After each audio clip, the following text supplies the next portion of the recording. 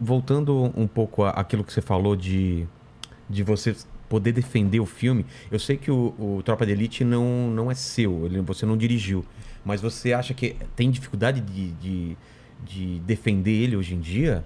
Você acha que ele tomou uma proporção diferente do que... Eu vejo que o Wagner Moura também tem essa dificuldade. Sim. O diretor, eu não lembro se ele já falou alguma coisa sobre o Padilha, mas o que vocês veem hoje? Quanto tempo depois? Então, o Tropa de Elite 1 foi 2007, se não me engano. Aí a gente tá transportado para agora. E aí? Então, eu acho que tem questões no filme que eu já tinha um pouco de questão quando eu estava fazendo o filme. Ah, é? Né? Tinha coisas que eu falava assim, que eu até falava, Zé, não sei se eu gosto tanto disso aqui, ó. Né? Mas tem uma coisa do Zé, com todas as, né, independente da sua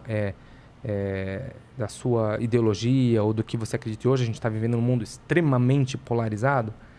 O Zé, não era, né, naquela época, né? O mundo sempre tá começando, mas eu acho, não lembro se era tão assim, né? A gente tá, né? Hoje é uma loucura que a gente está vivendo. Por outra coisa, né? Que a gente está vivendo uma onda conservadora muito forte, que o mundo inteiro está vivendo e que vai passar.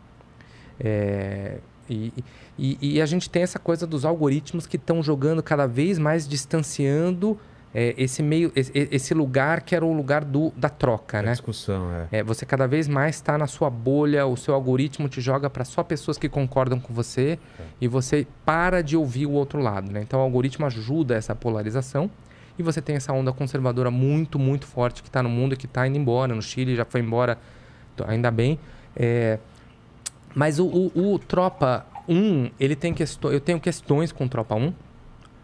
Mas aí ele vem e faz o Tropa 2, o Zé vem o Tropa 2, que ele de alguma forma, ele quebra. Ele fala, peraí, não, mas tem este outro ponto de vista também, né? Então, eu sou a favor de que o mundo é um mundo plural e ele tem pontos de vista diferentes. E a arte está, inclusive, para poder mostrar, escancarar coisas que a gente não gosta de ver, mas que elas existem. Então, eu sou muito a favor da pluralidade e que os artistas possam ter liberdade para falar sobre qualquer assunto. Qualquer assunto. Então, eu acho que o Tropa de Elite tem o seu mérito, tem as suas questões. Eu acho que o Tropa de Elite 2 é um filme muito melhor que o 1, inclusive. Inclusive, quando eu falava, esse filme aqui tem coisas que eu acredito mais. Mas eu sempre respeitei o Zé como artista e parceiro dele em alguns filmes, né? Fiz o Robocop, que eu acho um filme interessantíssimo.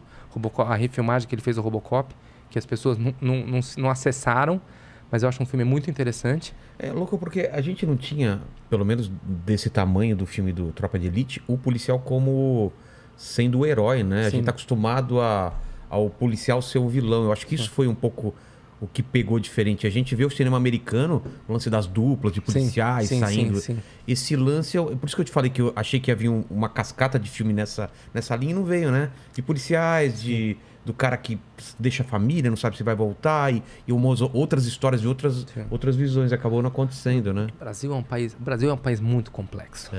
Todos os países são complexos. O ser humano é complexo, mas o Brasil é um país muito complexo, né? Então, na hora que você coloca um policial como herói, e tem muitos policiais que são heróis. É óbvio que são. Tem muitos policiais que não são, né? Como a gente tem pessoas que são, né, cometem crimes, pessoas que não cometem crimes, a gente tem essa pluralidade, existe. O problema é quando a gente pega um filme e diz que todo mundo é daquele jeito, né? Então, é um filme polêmico, mas que tem o seu lugar na história da cultura do cinema, na cinematografia brasileira. Isso é um fato. Foi lá e ganhou Berlim. Qual seria? Você falou que aqui é a frase, não sei se você pode falar pelo Padilha, mas qual será que foi a frase, qual seria o que delimita o filme? O primeiro e o segundo? Não sei te dizer. Eu também tô tentando... Não sei te dizer. Isso é uma boa pergunta quando você trazer o Zé aqui. Faz essa ponte. Quero falar muito com o Zé Padilha mesmo.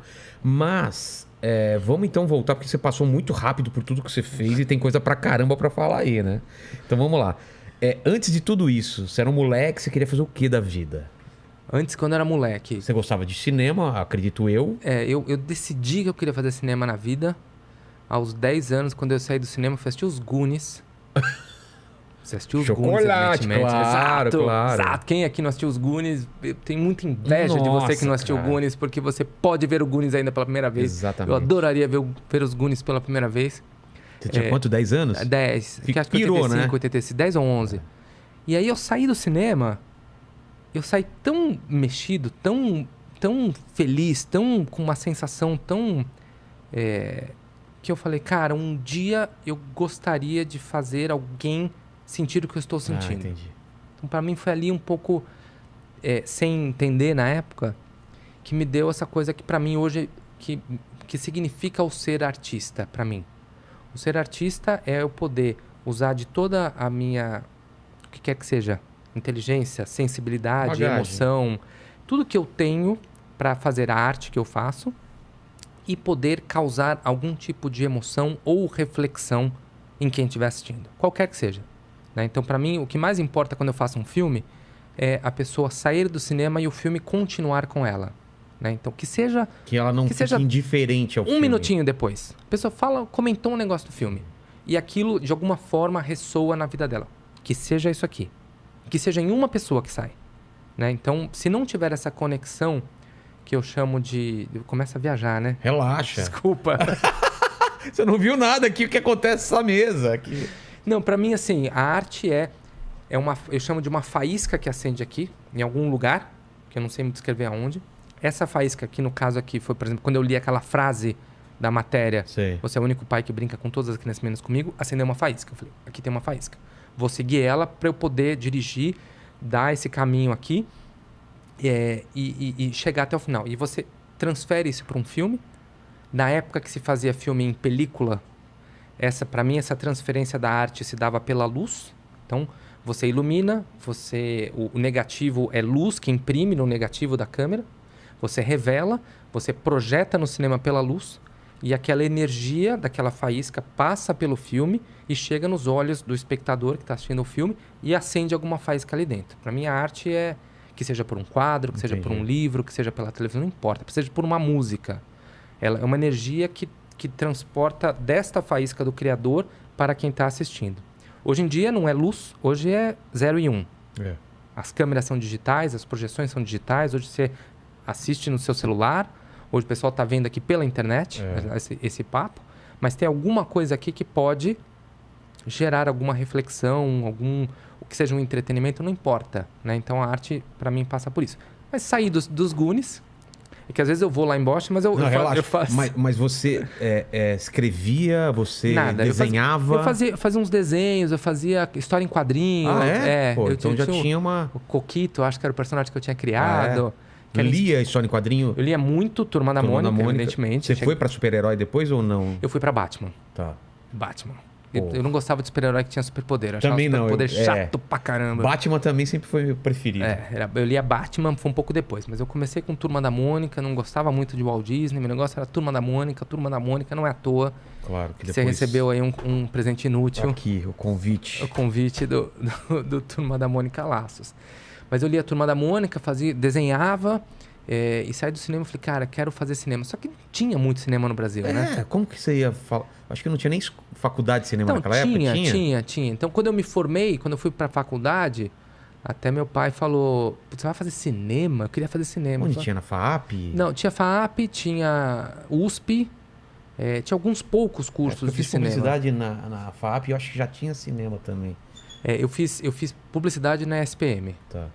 E aí, meu pai falou assim, pô, você vai fazer cinema? Faz publicidade, pelo menos tem mercado de trabalho. E ele não estava errado. Porque naquela época, como você vai imaginar que vai ganhar dinheiro fazendo cinema, né? Você vai conseguir ter uma profissão, né? Então era muito difícil, né? Então eu fiz publicidade, comecei na publicidade, entrei em agência, trabalhei 6 meses numa agência, falei, não quero trabalhar.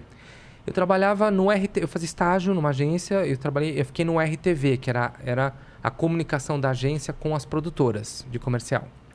Eu falei, não quero trabalhar em agência, a agência não é minha, eu quero ir para uma produtora. E fui cair na O2, sem querer eu caí na O2 Filmes do Fernando Meirelles. E aí fui lá e comecei a operar câmera em teste VT, que é teste de elenco. Então eu fiz esse caminho da publicidade nos anos 90, no começo dos anos 90 que eu entrei na faculdade, depois na segunda metade dos anos 90 comecei a trabalhar na O2. E aí foi onde eu caí no cinema com Cidade de Deus, meio que junto com o Fernando, eu cheguei na Cidade de Deus. Lá dentro você não procurava esse caminho, meio que aconteceu, né? Porque a O2 vai fazer o primeiro filme Qual que é o primeiro filme? Ele fez outro filme Ele fez Domésticas, o filme. E você não teve nenhum envolvimento não, com isso? Nenhum. Você já estava lá nessa época? Eu já estava lá nessa época, quando ele fez Domésticas. Então depois te acendeu uma luz lá, falou, pô... mas era muito raro. Fazer cinema era uma coisa muito rara. Era muito raro. Aí ele pagava as contas, era a publicidade. Né? Totalmente. Até porque, não sei hoje como tá, mas anos 80 e 90, nossa, publicidade dinheiro tava lá. Dinheiro tava lá. Todo lá. E aí ele fez o Domésticas, depois ele fez o Menino Maluquinha 2, que ele dirigiu com a Fabrícia. E aí eu tava só olhando e ele foi fazer o Cidade de Deus. Ele convidou outro montador, muito mais experiente que eu na época, que ele o montador do Rio não pôde fazer, ia ser pai, não queria vir para São Paulo. Falou, cara, não vou conseguir fazer.